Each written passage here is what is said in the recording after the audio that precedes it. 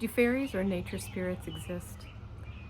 If they do exist, why can't we see them? Why don't they show themselves to us? Do they help some people? There are stories of people being helped. If they help some people, why don't they help everyone?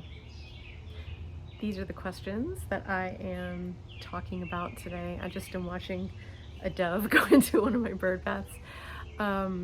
And I'm excited to talk about this. And in fact, I'm going to do my best to keep this brief, but it might have to turn into a series because this is a subject so close to my heart and something I love to talk about. And I love to answer these questions. Thank you for submitting them.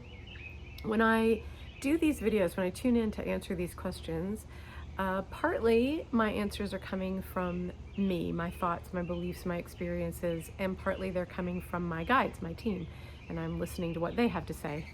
This particular topic is complex and a little tricky to talk about for several reasons. First of all, I know that this is a line for a lot of people. And I want to just say, I'm going to use the word fairy as an umbrella term to mean nature spirit. There are a lot of different words, there's a lot of different language that we use, but I'm going to use the word fairy today. But this is a line for a lot of people who are really spiritually open-minded, who can give consideration to ideas like the existence of God or spirit guides or angels, cannot give that same consideration to the existence of fairies. However, for me personally, my most direct and physical and undeniable connections to spirit, those moments where it's just proven to you that life is larger than what you realized, those have all come through connection with fairies and nature spirits. The other reason why it's a little tricky to talk about is because fairies, nature spirits, are attached, connected to the land where they are. So they are location based. And for that reason, there are different myths, legends, stories, religions, faiths built around the existence of fairies and fairy theology. And I want to be careful to not engage in any sort of cultural appropriation or to say that this is true or that is true when those things would contradict someone's faith or the path that they are on. So it's complex. It's a complex but really, really interesting subject, I think. So there are several things that I personally believe that we get wrong, that we largely get wrong when we think about spirituality, spiritual communication, communicating with, there's a dragonfly, our allies, or when we think about communicating with the spiritual world. One of the things that I think that we get wrong is that we tend to think of ourselves as human beings as being the center of the universe, as being the most important life form on earth, and I don't think that's true. We all have spiritual allies. Every single human being on this planet has at least a guide and probably a team of guides and angels around you. They were with you when you were born, they will be with you when you die, they help you with the various aspects of your life. And then we also have the members of our spirit team that we have as individuals called in because we've said, can you help me with this? Can you help me with that? We have prayed, we have done ritual, we have asked for help, we have asked for assistance, and those spiritual beings are real and they do assist us. That assistance exists for us, and you might be someone who just simply thinks of that assistance as God, and you pray to God and God speaks to you, and that's cool. However it is that you think about that, definitely we have spiritual allies, but not every spiritual entity is an ally. Not every spiritual entity cares about human beings one way or the other. Another thing that I think we get wrong is that we think of things as a hierarchy. I'm here, I'm in this dense vibration, and I'm trying to ascend to go to this high vibration. But I don't really think that's how it works either. I don't think that I'm here and spirit is over there. I don't think that earth is here and the afterlife or heaven is over there or above me. I think it's all here. Everything's here. It's all here at once at the same time. So both of those beliefs of mine are going to come into play, and I think serve to give the context for how I'm going to answer these questions. In 2013, I went on a retreat that was a fairy weekend at an eco retreat center in Wales. Two things happened to me, for me, with me on that weekend. And one was that I was hiking alone in the woods, and I heard fairies singing. I heard singing that I thought was coming from the trees, and then I realized that's fairies, and I heard it. It was auditory. I heard it with my ears. It was incredible. It was an incredible sound, an incredible moment.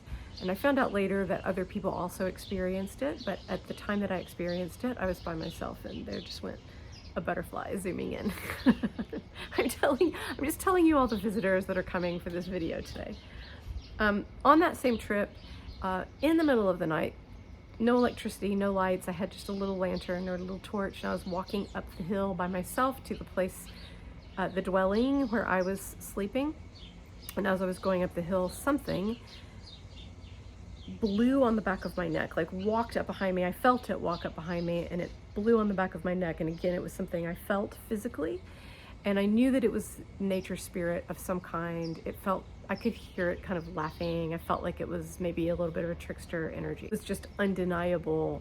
The existence of fairies is filled with spirit. So all around us, all the time, there are spiritual entities. Spiritual entities are all around us all the time. And sometimes we do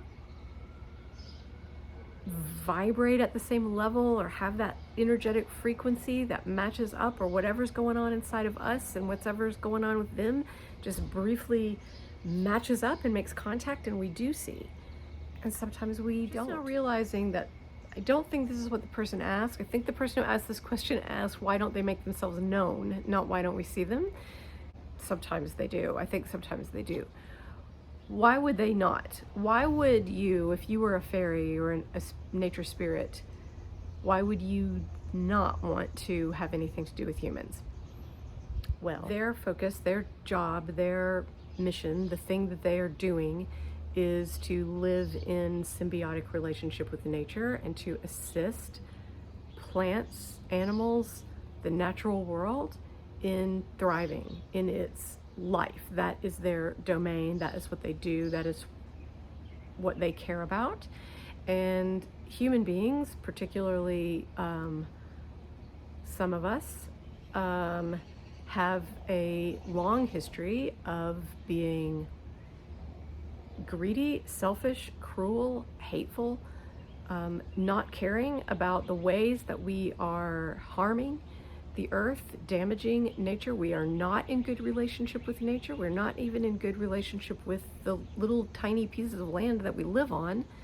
We have just proven ourselves time and time again to be an enemy. And so I would think that that probably has a lot to do with why some fairies might want to stay away, steer clear of humans, and not have a relationship. And at the same time, remember, I think that in large part, when it comes to that relationship, they're neutral. It's not that they don't like us or like us. They're not about. When I was a kid, I lived out in the country, and my grandparents had a farm where I spent a lot of time, and so I spent a lot of time alone in nature, and that is at my core and like the foundation of who I am and what I believe, and it's at my essence. When I was a kid, I used to do this thing that I just did. It was just something I did, which is I would make things for fairies, and I would leave these things under this tree in my backyard as gifts for them.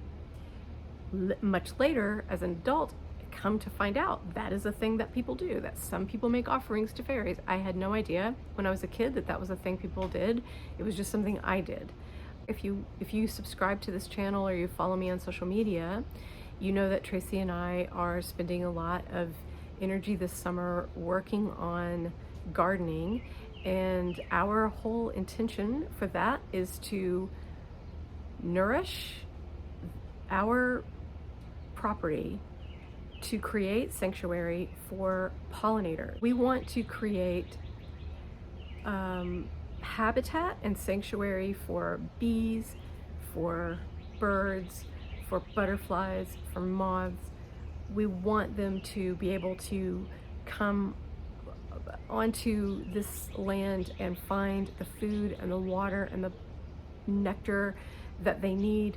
We are trying to be very mindful about planting native plants for that reason, and removing invasive plants that are not good hosts, and putting in trees and plants that are good hosts.